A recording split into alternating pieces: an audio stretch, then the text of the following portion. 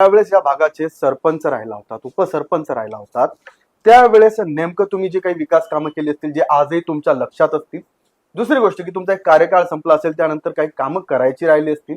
मात्र आता पुन्हा जर तुम्हाला या रूपाने एक नगरसेवक म्हणून या भागाचं एक महानगरपालिकेत आल्यानंतर जर शिंदे साहेबांनी असो शिवसेनेनं असो एक तुम्हाला एक संधी दिली असेल, तर पहिल्या जुन्या समस्या काय होत्या आणि आता नवीन निवडून आल्यानंतर तुमचं पहिलं जे हे असतं ना की माझं हे ध्येय आहे की ही समस्या मी पहिले सोडविल या भागातल्या नागरिकांची. हे पहा, या परिसरातील समस्यांच्या संदर्भात मी अनेक वर्षापासून प्रलंबित असलेल्या समस्यांच्या संदर्भात मी हायकोर्टामध्ये जनहित याचिका दाखल केली होती कोणत्या 2 वर्षापूर्वी.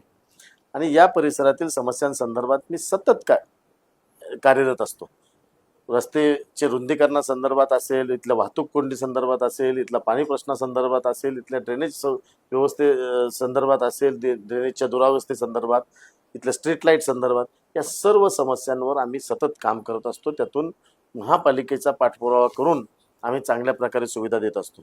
येणाऱ्या काळामध्ये माननीय एकनाथ शिंदे साहेबांच्या नेतृत्वाखाली आम्ही या राज्याचं त्यांनी सक्षमपणे नेतृत्व केलं आहे आणि करत आहे. मुख्यमंत्री म्हणून त्यांनी केलेलं आहे आणि आता उपमुख्यमंत्री म्हणून करत आहेत.